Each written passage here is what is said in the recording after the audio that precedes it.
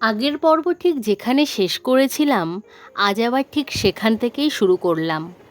আজ আপনাদের সাথে নিয়ে সমুদ্রের পাড় ধরে চলে যাব এক নির্জন সমুদ্রতটে, যেখানে গেলে দেখতে পাবো দু একজন পর্যটক আর লাল কাঁকড়ার আনাগোনা।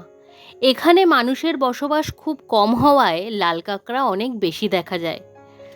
নিশ্চয়ই খুব জানতে ইচ্ছে করছে জায়গাটা ঠিক কোথায়।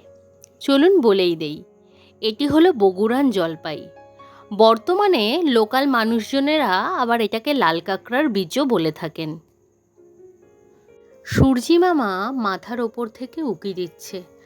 আর দেরি না করে চলুন আমরাও এগিয়ে যাই সামনের গন্তব্যে। এবারের গন্তব্য তাজপুর বীচ। এই রাস্তা ধরেই সোজা এগিয়ে যাব।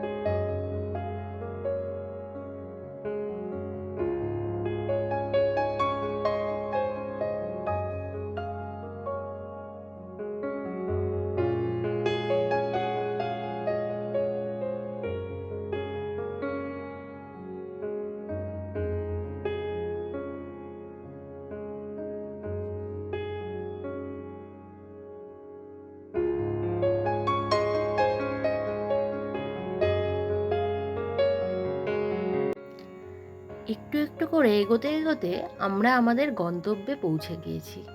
আমরা চলে এসেছি তাজপুর বীচ।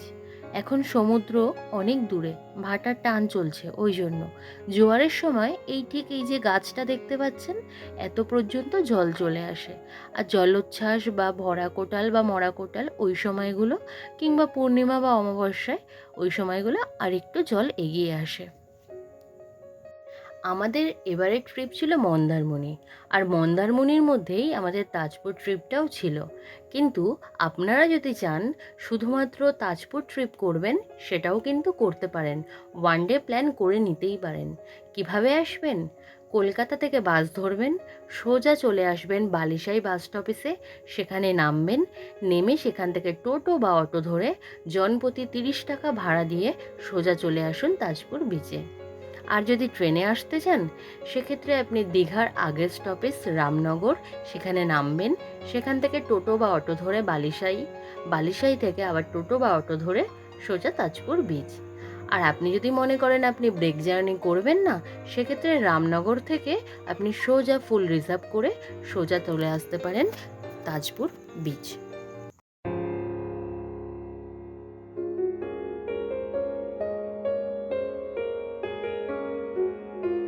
এই যে লোকজন দেখছেন, এগুলো সব লোকাল লোকজন।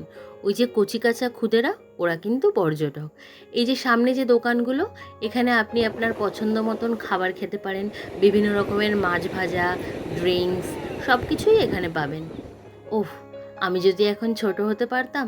দেখুন কি সুন্দর মনের আনন্দে ঝিনুক কুড়োচ্ছে।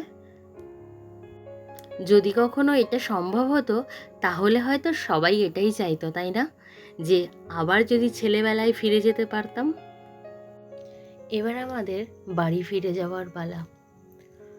আমাদের এই ভিডিওটি যদি আপনার ভালো লেগে থাকে, তাহলে অবশ্যই চ্যানেলটাকে সাবস্ক্রাইব করে পাশে থাকবেন এবং পাশে থাকা বেল আইকনটা প্রেস করে রাখবেন নতুন নতুন ভিডিওর নোটিফিকেশান সবার আগে পাওয়ার জন্য। আবার নতুন ভিডিওর সাথে খুব তাড়াতাড়ি দেখা হচ্ছে।